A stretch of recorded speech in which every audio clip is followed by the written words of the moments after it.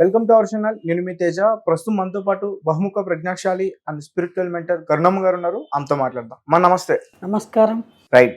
So గత కొన్ని రోజుల నుంచి గరికపాటి నరసింహారావు గారి గురించి చాలా వార్తలు వినిపిస్తున్నాయి. ముఖ్యంగా ఆయన మొదటి భార్య బయటకు వచ్చి కొన్ని విస్తురుపై నిజాలు బయట పెట్టింది అంటూ మాట్లాడుతున్నారు. అండ్ ఇందులో అసలు ఎవరిది తప్పు ఎవరిది ఒప్పు పూర్తిగా అర్థం కావట్లేదు. మరి కొంతమంది కామెంట్స్ కూడా చేస్తున్నారు. అంటే ఇంటి విషయాల్లో ఎందుకు మీరు చర్చించడం అవసరం అని. ఎందుకంటే మన అందరికీ తెలుసు గరికపాటి గారి ప్రవచనాలు వింటూ ఉంటాం. ఆయన దగ్గర నుంచి చాలా విషయాలు నేర్చుకుంటూ ఉంటాం. సో అలాంటి వ్యక్తి ఒక మచ్చ రావడం, సో దీన్ని ఎలా చూడాలి, అసలు ఏంటి దీని గురించి మీరేం చెప్తారు? అందరూ మాట్లాడుతున్నారు అంటే ఖచ్చితంగా మాట్లాడతారండి. ఆ మాట్లాడటానికి అవకాశము ఇచ్చిన వారు ఎవరు? వారి కుటుంబానికి ఒకప్పుడు సంబంధ బాంధవ్యాలు ఉన్నటువంటి వ్యక్తి కామేశ్వరమ్మ గారు. మరి ఆవిడ వారి యొక్క కుటుంబ వ్యక్తిగత అంశాలను ప్రపంచానికి డైరెక్ట్గానో ఇండైరెక్ట్గానో మొత్తానికి 9 మాసాల క్రితము ఒకసారి బయటకి వెల్లడి చేయడం జరిగింది. ఆ తర్వాత గత కొద్ది రోజులుగా డైరెక్ట్గానే మాట్లాడడం ప్రారంభించారు ఆవిడ. ఎప్పుడైతే అమ్మగారు వారి యొక్క మనోవేదన్ని, వారి మానసిక సంఘర్షణకు గురి చేసిన అంశాలని వారు అందరికీ చెప్పడం మొదలుపెట్టారో అందరూ ఆసక్తిగా అంశాల గురించి ఆలోచించడము, మాట్లాడడము, ముఖ్యంగా మీడియా వారు మాట్లాడడము జరుగుతోంది. అది డెఫినెట్గా జరుగుతుంది. ఆ అవకాశం మీరే ఇచ్చారు. ఇచ్చి ఇప్పుడు మాట్లాడకూడదు అని అంటే అది అయ్యే పని కాదు. అందుకు మరి ముఖ్యమైన కారణం ఏమిటంటే మహాప్రవచనకర్త, పద్యకవి, ప్రపంచవ్యాప్తంగా అనేక లక్షలాది అభిమానుల హృదయంలో చోటు చేసుకున్నటువంటి ఒక సంఘ హితవు కోరే కవివర్యులు శ్రీ గరికపాటి నరసింహారావు గారు. ఆయన అందరివాడు. ఆయన ఒంటరివాడు కాదు, అందరివాడు. ఆయనకి ఫ్యాన్ ఫాలోయింగ్ ఉంది. ఈ కలికాలంలో యంగ్ జనరేషన్ మొదలుకొని వయోవృద్ధుల వరకు కొన్ని కోట్ల మంది ఆయన ప్రవచనాలని ఎంతో ఆసక్తిగా, ఇష్టంగా వినడమే కాదు, కొందరు అనుసరిస్తున్నారు, ఆచరిస్తున్నారు.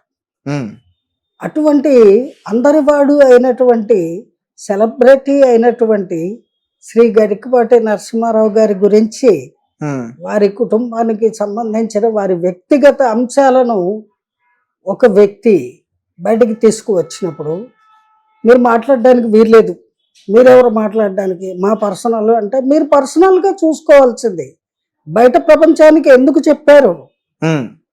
తప్పు మీ దగ్గర పెట్టుకొని పత్రికల వాళ్ళని, మీడియా వాళ్ళని, యూట్యూబ్ వాళ్ళని, లేదా ఇంటింట్లోనూ మాట్లాడుతున్నారండి నిజం చెప్పాలంటే.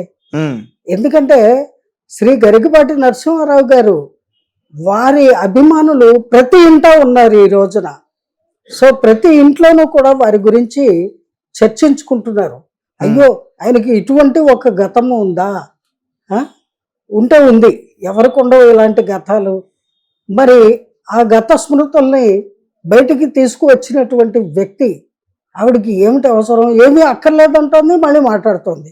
అక్కర్లేదంటోంది, మళ్ళీ మాట్లాడుతోంది. వాడు వీడు కుంక వెధవ అది ఇది అని చాలా చులకన భావంతో, చాలా తేలికగా అనరాని మాటలు, నాకు హక్కు ఉంది, నేను అంటాను. నీకు హక్కు లేదు తల్లి, బంగారు తల్లి. ఏనాడైతే మీ ఇద్దరు దూరం అయిపోయారో, విడిపోయారో, ఆ రోజుతోనే సర్వ హక్కుల్ని విడిచిపెట్టుకున్నట్టు లెక్క. కాదు, నా ఆత్మలో హక్కు ఉంటుందంటే నీ ఆత్మలో నువ్వు పదే పదే స్మరించుకో. నీకు వేదనగా ఉంటే నీ ఆత్మీయులతో నీ వేదనని పంచుకో. ప్రపంచానికి వెల్లడి చేయడం వల్ల జరిగేవి అనేక అనర్థాలు ఉంటాయి.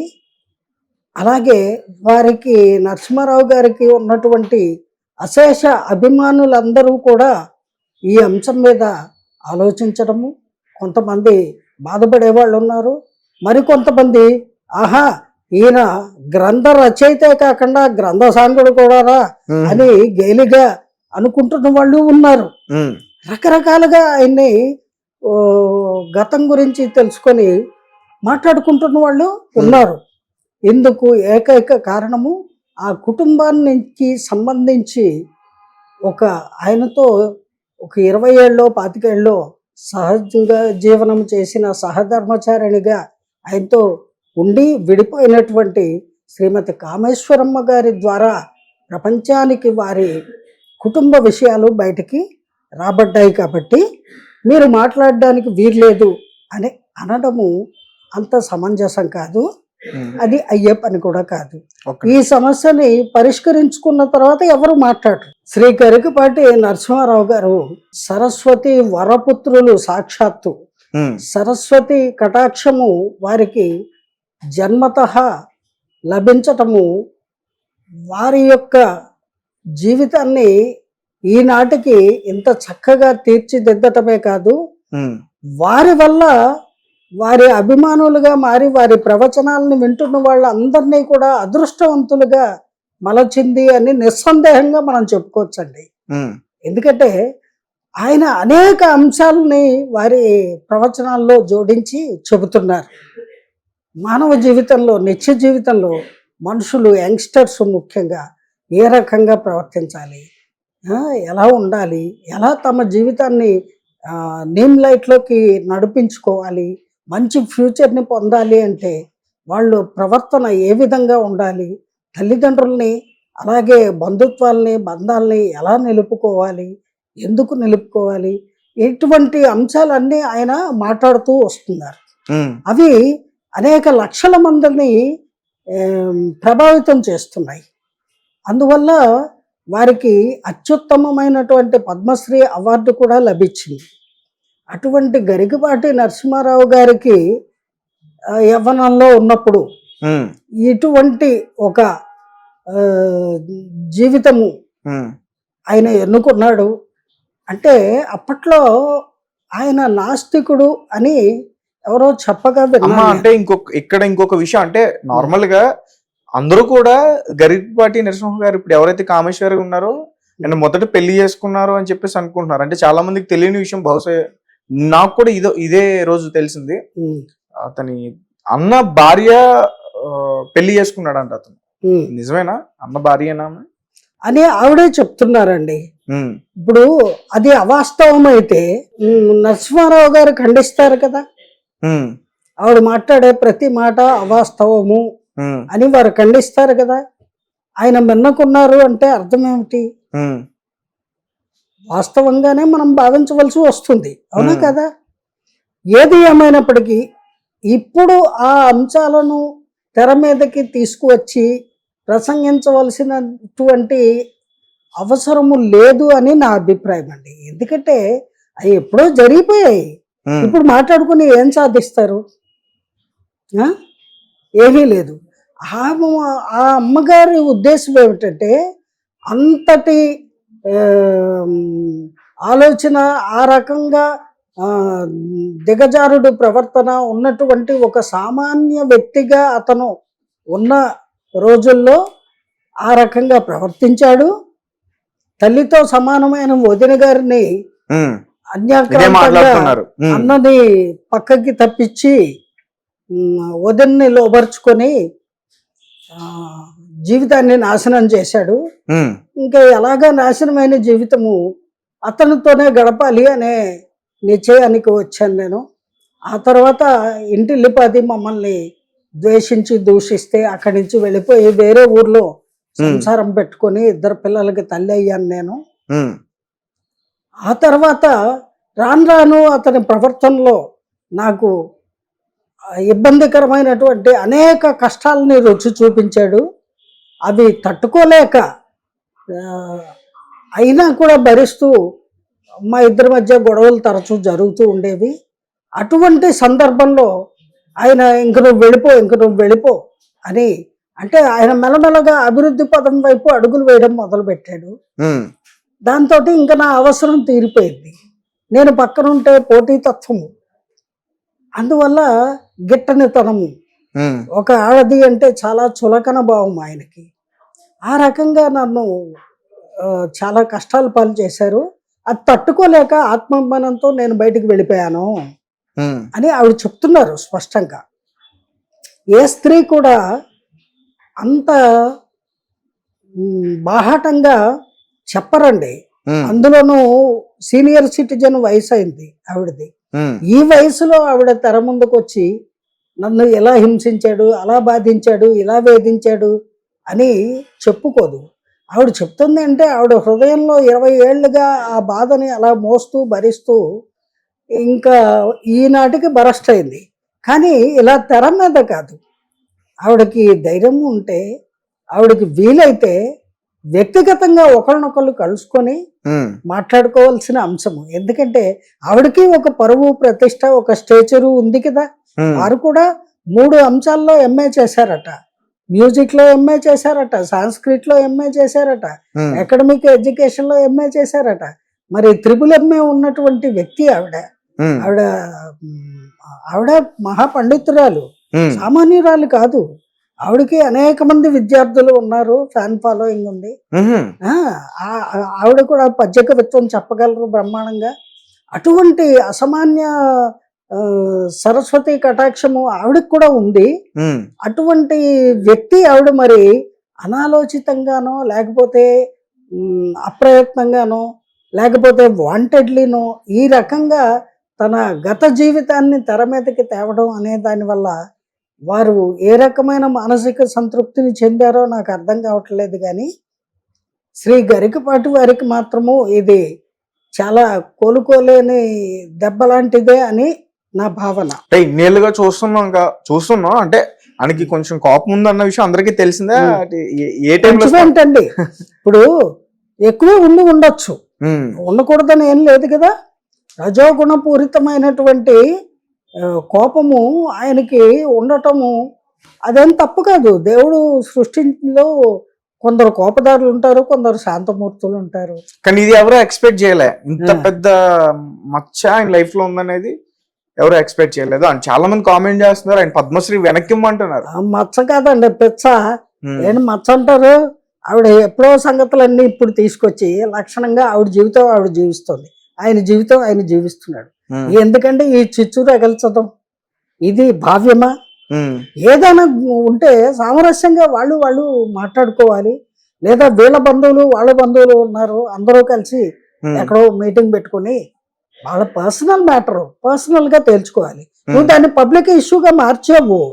ఇప్పుడు మేము మాట్లాడొద్దు అంటే కుదరదు, మాట్లాడతారు.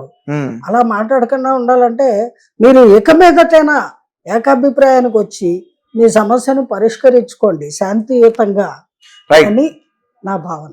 అసలు ఇందులో అసలు ఎవరిది తప్పు ఎవరిది ఒప్పు అనేది కూడా చెప్పలేకపోతుంది. ఎందుకంటే మరి అన్న భార్యని లోపరుచుకుని పెళ్లి చేసుకున్నందుకు అతను తప్పమా? ఇన్నేళ్ళు బయటకు రాకుండా అతని పేరు వచ్చిన తర్వాత ఇప్పుడు కొన్ని విషయాలు నిజాలు బయట పెట్టింది ఈమె తప్ప? అసలు ఎవరిది తప్పు అని చెప్పాలి? మరి చాలా మంది అతన్ని ఫాలో అవుతున్నారు కాబట్టి. ఇదేంటంటే తప్పెవరిది అంటారు? ఇద్దరిదిని, ఒకళ్ళది కాదు. ఆ రోజుల్లో ఆ సందర్భంలో ఆమె గారు చెప్పిన విషయాలన్నీ విన్న మీదట ఇద్దరి తప్పు ఉంది అనేది సుస్పష్టంగా మనం అర్థం చేసుకోవచ్చు. సరే, అతను నవ యవ్వనవంతుడు, యువకుడు, చదువు అయిపోయింది, ఉద్యోగం లేదు, ఉద్యోగం వేటలో ఉన్నాడు. వదిన గారు అప్పటికే ఉద్యోగం చేస్తున్నారు. ఆవిడ సహాయ సహకారాలతోటి, ఆవిడ తెలివితేటలతోటి, ఆవిడ మాట సాయంతో ఆయన ఉద్యోగం సంపాదించాలి అని నిర్ణయించుకొని అడిగాడు. ఆ సమయంలో ఆవిడ భర్త గారికి వైజాగ్లో ఉద్యోగం వచ్చి ఆయన అక్కడికి వెళ్ళాట. వీళ్ళు కాకినాడలో ఉంటున్నారు అండి. కాకినాడ తెలుసు కదా, కాజాలకు ప్రసిద్ధి. అక్కడ ఈ రాజా గారు ఉన్నారు. అయితేని చల్లగా వదిన అంటే తల్లితో సమానము, ఎంతో గౌరవ మర్యాదలుగా చూసుకోవాలి. అయితే ఈయన మరి వయసులో ఉండబట్టి మరి ఏమనుకున్నాడో ఏమో, ఆమెతో కొంచెం చనువు ఎక్కువ ఉంటుంది. ఈ కుటుంబ సభ్యులతో తనకంటే 2, 3 ఏళ్ళు చిన్నవాడట ఈయన. ఉమ్, అప్పుడు అన్ని అన్ని ఈయన చురుగ్గా వ్యవహారాలన్నీ కుటుంబ వ్యవహారాల్లో పార్టిసిపేట్ చేసేవాట. ఉమ్, అంతే కదా! యంగ్ ఏజ్‌లో ఉన్నప్పుడు ఇంట్లో అందరికంటే చిన్న వయసు పిల్లలుంటే వాళ్ళు యాక్టివ్‌గా ఉంటారు. ఉమ్, అలా ఇతను ఉన్నాడు అని ఆవిడ అనుకుంది. బాగా వదిన ఫ్లెక్సిబుల్‌గా మాట్లాడేస్తుంది కాబట్టి మనం అడ్వాంటేజ్ తీసుకోవచ్చు అని ఆయన ఫీల్ అయ్యాడేమో అప్పట్లో. ఉమ్, ఏవండీ మనకు తెలీదు కదా! ఉమ్, అటువంటి సందర్భంలో ఆమె ఏమంటున్నారు, నన్ను మోసపుచ్చి మా ఆయన్ని నన్ను దూరం చేసి ఒక కాగితం మీద ఆయనకి నాకు నా చేత బలవంతంగా సంతకం పెట్టించి అదే విడాకులు అని చెప్పేసి నమ్మబలికి నన్ను లోబరుచుకున్నాడు. ఆమె డైరెక్ట్ గా చెప్పింది అట్లా. చెప్తుంది ఆవిడ. ఉమ్, చెప్తున్నారు అమ్మగారు. చెప్పబట్టే కదండి మనకేం తెలుసు, మనం ఏమన్నా కథ ఇమాజిన్ చేసి ఊహించి రాసి మాట్లాడుతున్నామా? ఉమ్, కాదు కదా! అసలు ఈ అంతటికి కారణము, సరే అతను మగవాడండి, ఉమ్, వయసులో ఉన్నాడండి, ఉమ్, ఒకటి కాకపోతే 100 మంది ఆడవాళ్ళని చూసి మోహిస్తాడండి. ఉమ్, నీ బుద్ధి ఏమైంది? నీవు వివేకవంతురాలివి, వయసులో అతనికంటే పెద్దదానివి, నువ్వు బాగా చదువుకున్న దానివి, ఉమ్, నువ్వు ఆలోచించాలి కదా! మరిది తొందరపడుతుంటే నాయనా ఇది తప్పు అని తప్పొప్పులు చెప్పవలసిన తల్లి స్థానంలో ఉన్నావు కదా! ఉమ్, వదిన అంటే తల్లి తర్వాత తల్లి లాంటిది అని చెప్తున్నారు. ఉమ్, మరి తల్లిలాగా మీరు అతనికి శుద్ధులు బుద్ధులు చెప్పాలి కదా!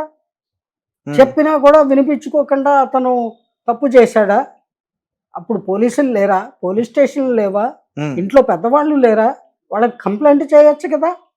వాళ్ళకి ఫిర్యాదు చేయొచ్చు, వాళ్ళకి చెప్పొచ్చు ఇతను ఇలా ప్రవర్తిస్తున్నాడు అని. ఉమ్, అంటే నీకు కూడా అక్కడ ఇంట్రెస్ట్ ఉంది అనేది స్పష్టంగా తేలిపోతుంది ఉమ్. అలా అతని ఇంట్రెస్ట్ పట్ల. ఉంటేనే కదా ఇప్పుడు ఇద్దరు ఆ. పిల్లలను కనగలరు వాళ్ళు. అది పిల్లలు పుట్టడం ఏముందిలేండి, ఒకళ్ళు ఒకళ్ళు కలిస్తే ఆడ మగ ఆటోమేటిక్గా పుడతారు.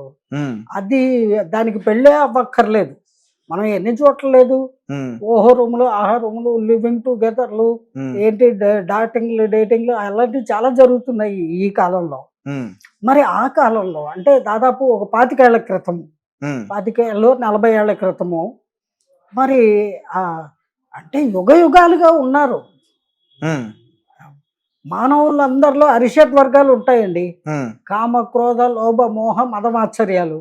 ఉమ్, అతనిలో కూడా అవి ఉన్నాయి. అందులో కొంచెం రజోగుణం భలే ఎక్కువ ఉంది. కోపిష్టి కూడా. ఉమ్, సిస్టమేటిక్‌గా ఉంటాడు అతను. ఉమ్, కొన్ని పద్ధతులు ఉంటాయి ఆయనకి. ఆచారాలు, వ్యవహారాలు ఇవన్నీ పాటిస్తాడు. ఉమ్, భగవంతుడిని ఆటే నమ్మడు ఆ రోజుల్లో. ఉహు, ఆయన నాస్తికుడు అని వాళ్ళందరూ చెప్తేనే నాకు తెలిసింది. నేనేమి కళ్ళారా చూడలేదు. నాకు తెలిసేసరికి వారు సంపూర్ణ ఆస్తికులే. అంటే భగవతత్వాన్ని ఆయన చాలా సుస్పష్టంగా కోట్ల మందికి ఆయన ప్రవచన రూపంలో అందిస్తున్నటువంటి ఉమ్, మహా ప్రవచనకర్తల్లో one of the great person. అవును. అంచేత ఆ సమయం గురించి మనం మాట్లాడుతున్నాం. ఎవరిది తప్పు అంటే ఆవిడ గారిది కూడా ఉంది అంటాను నేను. వారొక్కరు తప్పు చేయలేదు కదా! ఒకవేళ వారొక్కరు తప్పు చేయడానికి ముందుకు వస్తే ఆవిడ చూస్తూ ఊరుకోకూడదు కదా! మందలించాలి కదా! ఆయన్ని కంట్రోల్ చేయాలి కదా! ఆయన ఏమన్నా టెర్రరిస్టా, రేపిస్టా, బలవంతం పెట్టాడా ఆవిడని? ఉమ్, ఆవిడ ఇంచుమించు అలాగే చెప్తున్నారు. నన్ను మోసగించాడు, వాడు ఒట్టి వెధవ, ఉమ్, వాడి గురించి మీకు తెలీదు, ఇలా వాడు వీడు అంటూ ఎంతో స్వేచ్ఛగా ఆవిడ తన మనసులో పేర్చుకున్న ఆ బాధనంతా వెళ్ళగక్కుతున్నారు. ఉమ్, సరే, ఏది ఏమైనప్పటికీ అది వాళ్ళ వ్యక్తిగత జీవితం. ఈ రకంగా జరగకూడనిది జరిగిపోయిందండి. ఉమ్, ఆయన సరిదిద్దుకోవడం కోసము తర్వాత కాలక్రమేణా ఆయన స్థితిగతులు కొంచెం మెరుగుపడిన తర్వాత ఆలోచించాడు. ఆయన భగవంతుణ్ణి నమ్ముకుంటం మొదలుపెట్టిన తర్వాత, సరస్వతి కటాక్షాన్ని ఆయన అందిపుచ్చుకున్న తర్వాత, ఆయనలో విచక్షణ జ్ఞానము బాగా వికసించి, వారు అప్పుడు చెప్పారు, మనము ఇంతవరకు చేసింది తప్పు, ఇక మీదటైనా పద్ధతిగా ఉందాము అని. ఉమ్, ఆ పద్ధతులు ఆవిడకి నచ్చలేదు. ఇద్దరికీ ఈగో క్లాషెస్. ఉమ్, అంతే. వారు చెప్తున్న దాన్ని బట్టి మనకి అర్థమైన అంశం ఇది. So what ever it may be, ఇద్దరు తప్పు ఉంది అని ఆవిడ మాటల ద్వారా మనకి అర్థమవుతుంది సుస్పష్టంగా. ఉమ్. వారొక్కరిని నేరకారకుడిగా ఎంచడము అంటే తప్పు అంటాను నేను. అంటే ఇక్కడ ఇప్పుడు కామేశ్వరి గారు ఎందుకు ఈ విధంగా బయటకు వచ్చి చెప్తున్నారనే విషయం చూసుకుంటే, గరికపాటి గారి పెద్ద అబ్బాయి ఎవరైతే ఉన్నారో అతను, సారీ, ఇద్దరు అబ్బాయిలు కూడా చిన్న అబ్బాయి. ఇప్పుడు కామేశ్వరి గారు సొంత తల్లి, ఉమ్, వాళ్ళిద్దరూ ఆమె పైన క్రిమినల్ కేసు పెట్టారు. ఉమ్, అది జీర్ణించుకోలేకే కన్న కొడుకులే ఈ విధంగా క్రిమినల్ కేసు పెట్టారు అని చెప్పేసి అది జీర్ణించుకోలేకే ఉమ్, బయటకు వచ్చి మాట్లాడుతుంది అన్నది కూడా ఒక వాదన ఒక పక్క. ఉమ్.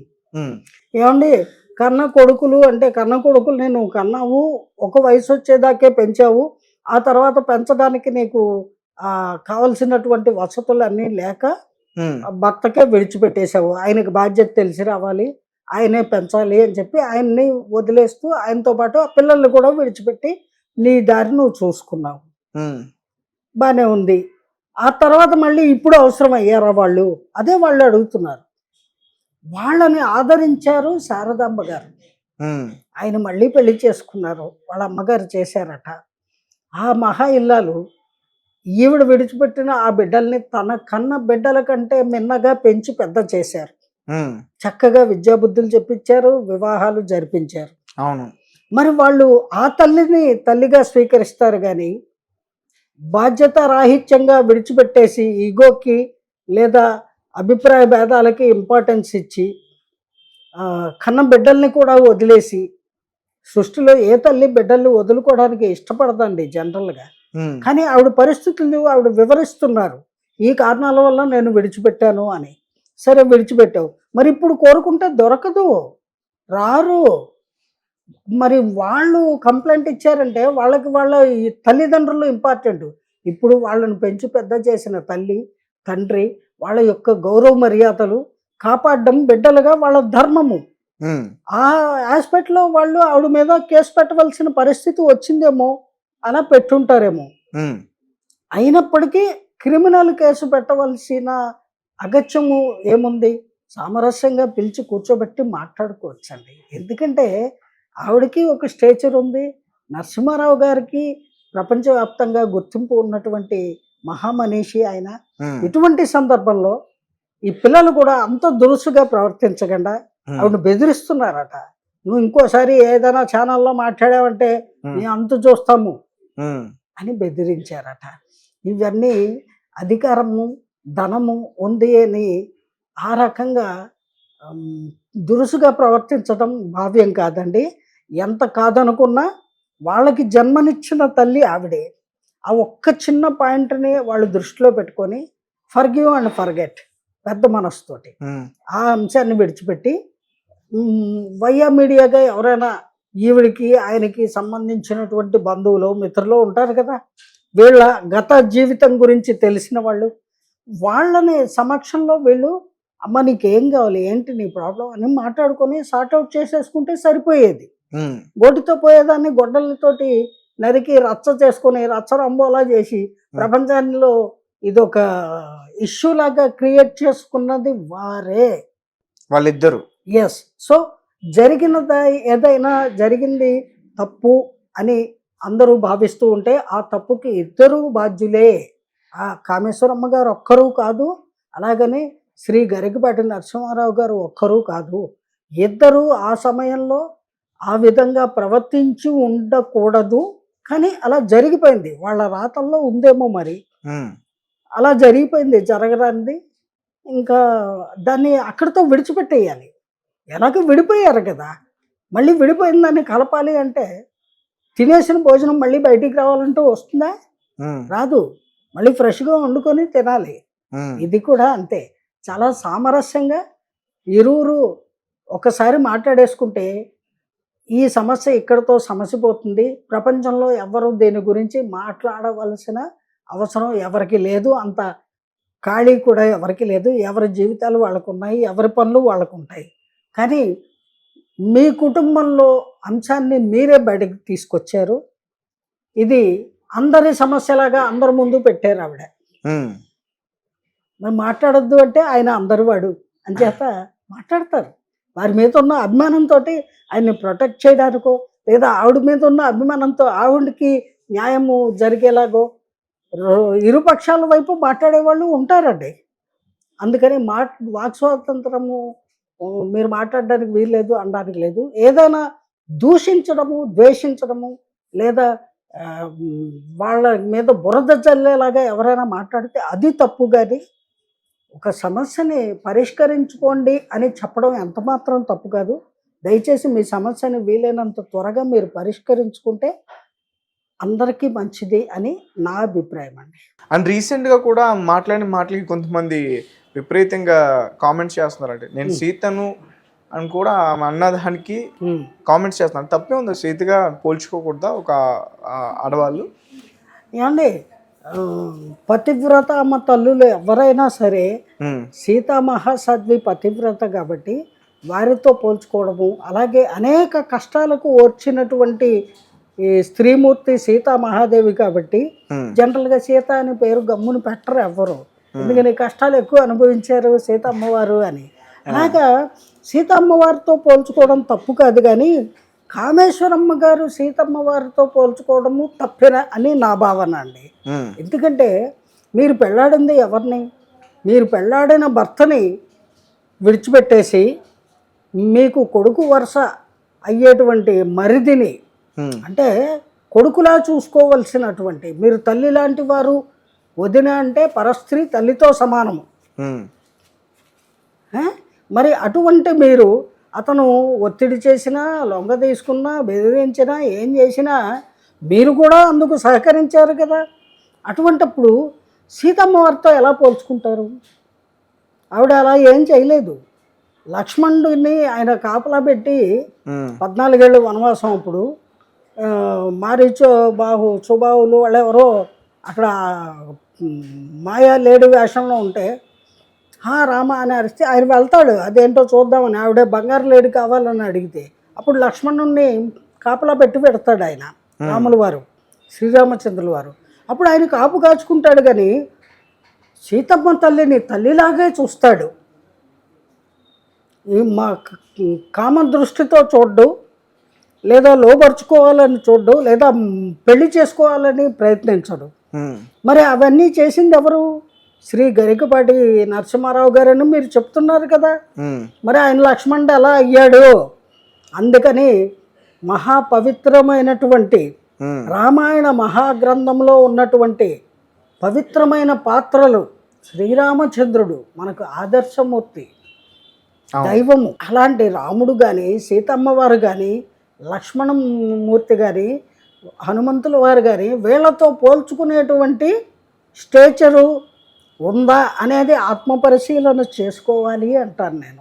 ఓకే, మళ్ళీ తప్పుదో వెళ్తుంది మరి అంతే కదండి. ఇప్పుడు ఆయన ఎంతో అద్భుతంగా అనేక మనకు తెలియని అనేకమైనటువంటి నిగూఢమైన వేదాంత సత్యాలను, అలాగే భగవత్ తత్వాన్ని ప్రవచనాల రూపంలో అందిస్తున్నారు. అటువంటి వ్యక్తికి పూర్వాశ్రమంలో అర్ధాంగి అని చెప్తున్నారు మీరు. ఓ పక్కన ఆయనకి సరస్వతి కటాక్షం ఉంది అని చెప్తున్నారు. ఆయన ఓ పక్కన మెచ్చుకుంటున్నారు, తిడుతున్నారు. ఈ రెండిటికి కూడా నాకు హక్కు ఉంది అంటున్నారు. ఇప్పుడు లేదు తల్లి, లైసెన్స్ లేదు. మరి ఇప్పుడు ఓ పక్క పెళ్లి కాలేదు, ఒట్టి దండలు వేసుకున్నామంటున్నారు. మరి అదే వాస్తవం అయితే దండలు ఎవరికైనా వేస్తారు. మిమ్మల్ని సన్మానించి మీకు దండ వేస్తారు. దండ వేసిన ప్రతి వాళ్ళు పిల్లలు మొగుళ్ళు అయిపోతారా? కారు కదా. కానీ యాజ్ పర్ పురాణాస్ గంధర్వ విధిని వివాహం ఆడటం అంటే మాల మెడలో ఒక పరపురుషుడు స్త్రీకి మాల వేసి, అలాగే స్త్రీ ఆ పురుషుడికి మాల వేస్తే వాళ్ళిద్దరికీ వివాహం జరిగినట్టే గాంధర్వ విధిని. స్వయంవరం అంటారు చూసారా రాజుల కథల్లో, పురాణాల్లో. స్వయంవరంలో ఆ కన్య ఏం చేస్తుంది? తనకు నచ్చిన రాకుమారుడి మెడలో మాల వేస్తుంది. అంటే అతన్ని భర్తగా స్వీకరించినట్టు లెక్క.